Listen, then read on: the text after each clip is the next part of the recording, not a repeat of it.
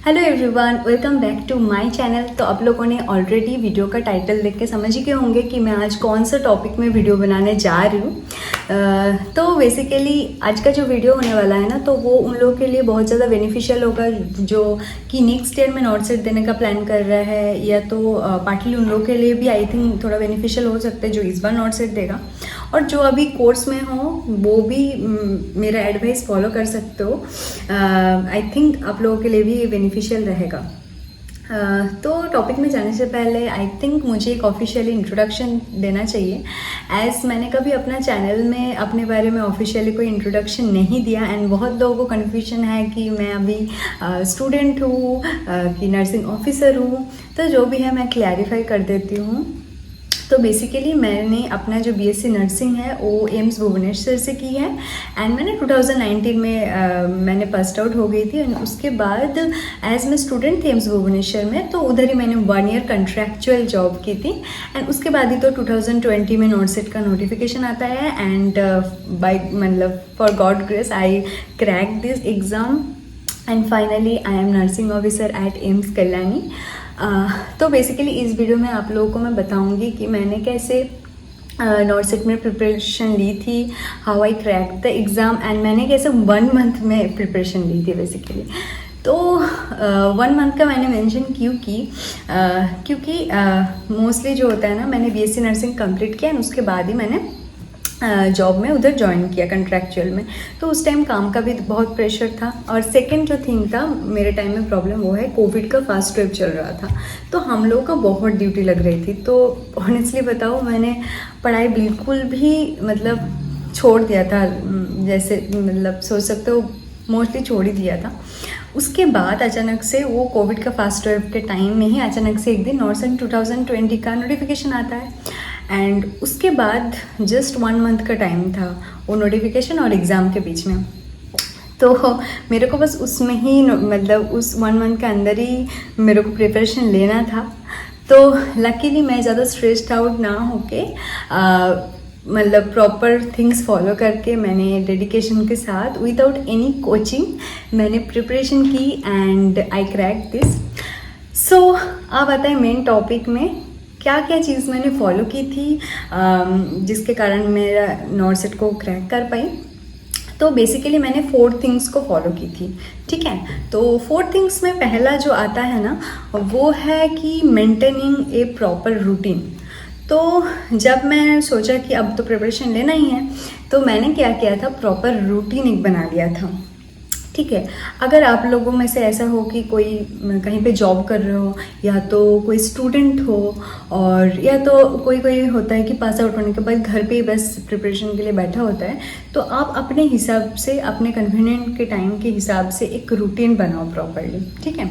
तो एज़ मेरा बस 1 मंथ का प्रिपरेशन करना था, तो मेरा रूटीन बहुत ही कम्पैक्ट था। बट अगर आपके पास टाइम है तो आप उसके हिसाब से रूटीन बना लेना। तो मैं अपना रूटीन दिखा देती हूँ आप लोगों को। तो ये था मेरा रूटीन, जो कि एक कॉपी के ऊपर मैंने चिपका रखा है। तो मैंने बेसिकली इस रूटीन को ना मॉर्निंग, इवनिंग एंड नाइट में डिवाइड की थी, ठीक है। और उस टाइम मैंने ना छुट्टी भी मतलब लिया था, थोड़ा कंट्रैक्चुअल थी, तो 1 मंथ का कैसे करके मैंने छुट्टी अरेंज की थी क्योंकि मुझे पढ़ना था। तो मैंने ऐसा कॉम्पैक्ट रूटीन बनाया था, और मेरा एकदम सुबह 7 बजे से मेरा रूटीन स्टार्ट होता था, मॉर्निंग, इवनिंग, नाइट, इसके हिसाब से मैंने रूटीन प्रिपेयर की थी। अब रूटीन में जो चीज़ मैंने फॉलो की थी वो है कि 30 डेज था, राइट, 1 मंथ। तो मैंने उस 30 डेज को ना 15 एंड 15 में डिवाइड कर ली थी, ठीक है। तो मैंने सोचा था कि फर्स्ट 15 डेज जो है वो उसमें मैं जितना थ्योरी पार्ट्स है उसको कंप्लीट कर लूँगी प्रॉपरली, एंड नेक्स्ट 15 डेज है उसमें बस मैं MCQs वगैरह प्रैक्टिस करूँगी। तो ये था मेरा प्लान। अब नेक्स्ट आता है जो पॉइंट है, वो है कि कंप्लीट फुल थ्योरी पार्ट, मतलब ट्राई करना कि आप जितना हो सके ना अपना जो थ्योरी है उसको कंप्लीट करना। अब आप बताओगे कि 1 मंथ का टाइम है, मैंने कैसे थ्योरी कंप्लीट किया। हाँ, बेसिकली ये पॉसिबल नहीं है। अगर आप लुइस या तो ब्रूनर पढ़ने लग जाओगे तो ये सच में पॉसिबल नहीं है, इनक्लेक्स पढ़ने लग जाओगे तो भी पॉसिबल नहीं है।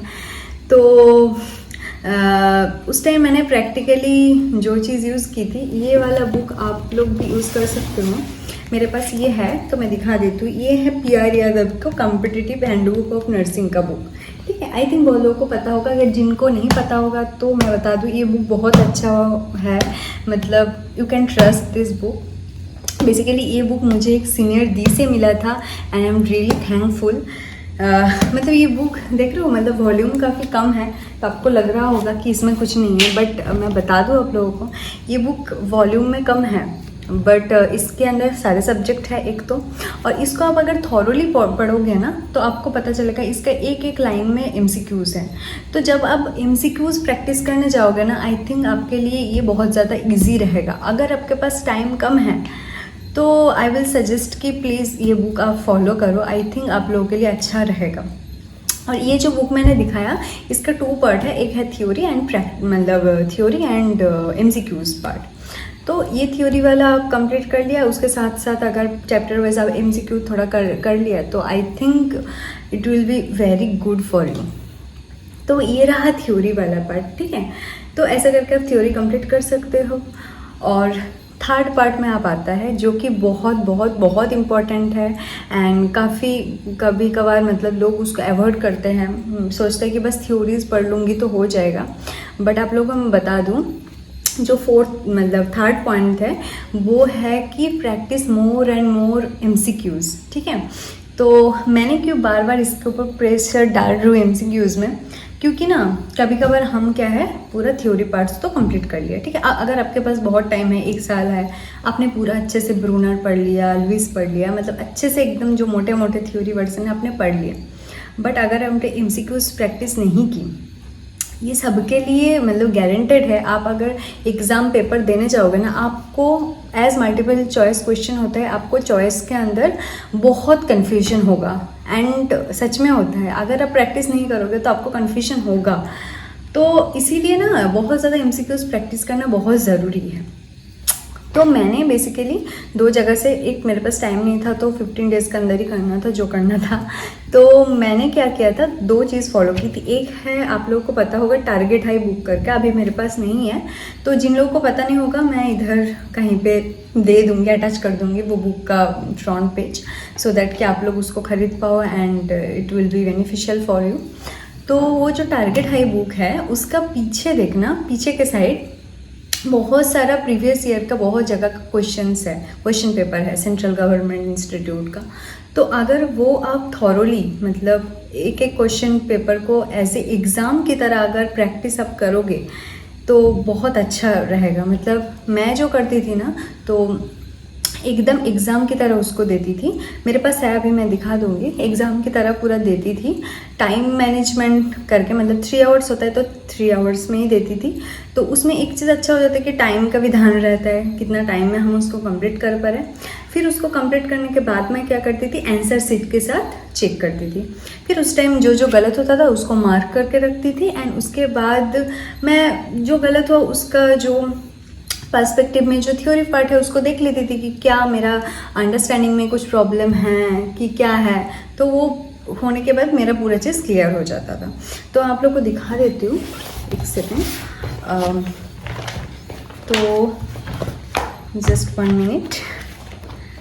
हाँ, तो एक पेपर मेरे को मिला, बहुत गंदा तरीके से दिख रहा है नो, तो ये था, मैं ऐसा करके एग्ज़ाम देती थी, राइट। फिर रेड कलर पेन में मैं इसको मतलब जो कट होता था, जो राइट होता था, तो मैं उसको ऐसा करके ना मार्क करके रख देती थी। तो अच्छा होता है। हाँ, आप स्टार्टिंग में थोड़ा सा फेडअप हो गया क्योंकि गलती बहुत होती है। आप थ्योरी कंप्लीट करने के बाद फर्स्ट 2-3 एग्ज़ाम तो बहुत ख़राब ही जाता है, तो उसमें फेडअप होने का कोई ज़रूरत नहीं है। आप सोचना कि एग्ज़ाम में अगर वो गलती रिपीट ना हो, तो इसीलिए आपको प्रैक्टिस करना है MCQs, राइट। तो ये था मेरा फर्स्ट थिंग जो टारगेट है का पीछे वाला बुक के साथ मैं करती थी। और एक सेकेंड थिंग मैं बता दूँ आप लोगों को, नॉट सेट में जो लोगों ने पहले एग्ज़ाम दिया है उन लोगों को पता होगा, जिन नहीं पता होगा तो मैं बता दूँ। नॉट सेट में ना मोस्टली क्रिटिकल थिंकिंग वाला और जिसमें आपका प्रेजेंस ऑफ माइंड का ज़्यादा यूज़ होता है ना, वैसा वाला क्वेश्चन ज़्यादा आता है, मतलब दिमाग लगाने वाला। तो कभी कभार होता है कि एग्ज़ाम के टाइम हमारा दिमाग कितना काम करेगा, दिमाग तभी काम करेगा जब हम उसको प्रैक्टिसाइज करके उसको यूज टू कर देंगे, राइट। तो मैं बता दूँ, यूट्यूब में बहुत सारे चैनल है, आप देख लेना, जो लोग not set based question paper को मतलब डिस्कशन करता है। आप हो सके तो मेरा वीडियोस देखने के बाद आप चैनल को फाइंड आउट करना, एंड उसमें जो बहुत सारा जो लोग क्वेश्चन डिस्कशन करते हैं ना, उस चैनल में जाना एंड वो क्वेश्चन डिस्कशन आप सुनना। आप अगर वो सुनोगे ना, वो डिस्कशन जो है ना, तो वो सुनने से क्या होगा, आपका जो प्रेजेंस ऑफ माइंड का वो थिंकिंग लेवल भी बढ़ जाएगा, एंड क्रिटिकल थिंकिंग वाला क्वेश्चन भी आप अच्छे से अटेम्प्ट कर पाओगे, सो दैट कि आपका एग्ज़ाम में जब वो क्वेश्चन थोड़ा सा अगर घुमा फिरा के भी आएगा तो आप उसको कर पाओगे। तो क्वेश्चन तो डायरेक्ट नहीं आता, घुमा फिरा के आता है, तो आप डिस्कशन सुनोगे तो आपको थ्योरी ज़्यादा क्लियर होगा, आप उतना अच्छे से आंसर कर पाओगे। तो ये था third point, practice more and more MCQs। And उसके बाद अभी आ जाऊंगी मैं last but not the least में, तो वो है कि एक नंबर है कि टाइम मैनेजमेंट अच्छे से करना है, एंड स्ट्रेस मैनेजमेंट, या स्ट्रेस बहुत इम्पॉर्टेंट फैक्टर है, एक साइकोलॉजिकल फैक्टर है। आप चाहे कितना भी पढ़ लो, अगर आप स्ट्रेस लेके एग्ज़ाम देने जा रहे हो तो आपका एग्ज़ाम ख़राब होगा, ये गारंटेड है। टाइम मैनेजमेंट भी ज़रूरी है, तो दोनों चीज़ एक साथ में कैसे आता है, आप अच्छे से प्रिपरेशन लिया, ठीक है, एग्ज़ाम में गए।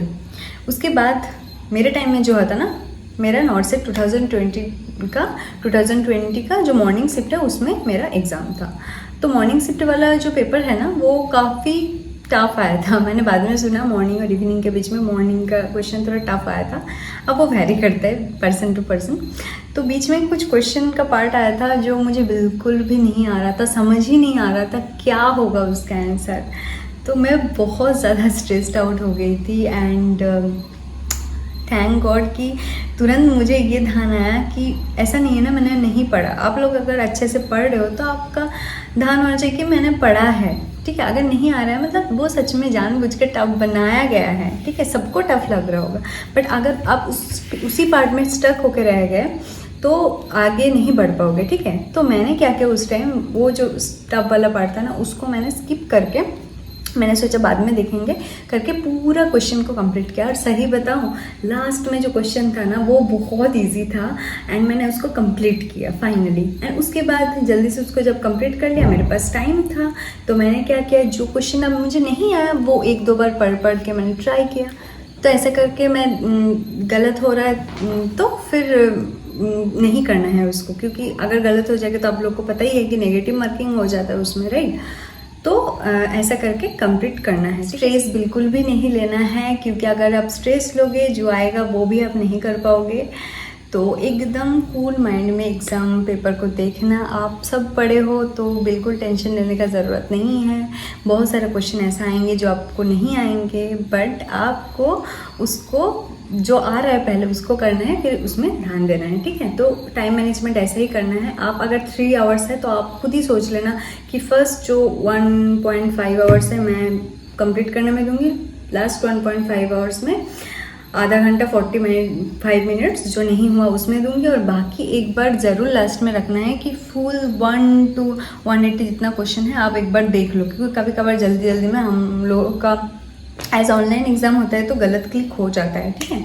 तो उसके बाद चेक करना है।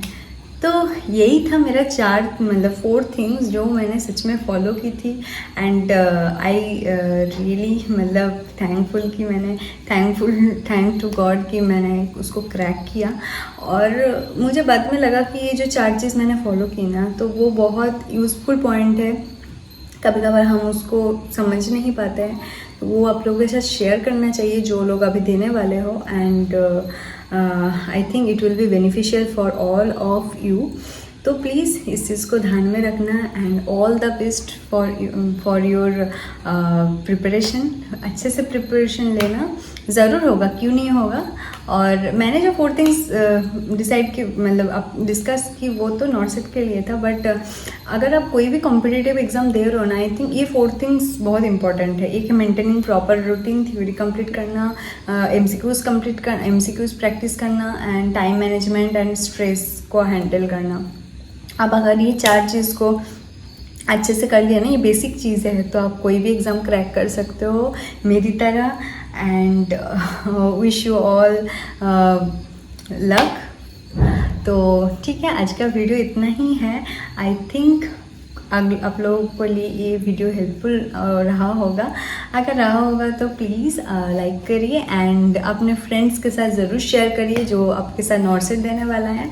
एंड प्लीज़ जाने से पहले प्लीज़ सब्सक्राइब कर देना चैनल, सो दैट कि मैं जब भी ये वीडियो मतलब चैनल में कुछ भी वीडियोस डालो आप लोग देख सको। And I think it will inspire you more and more.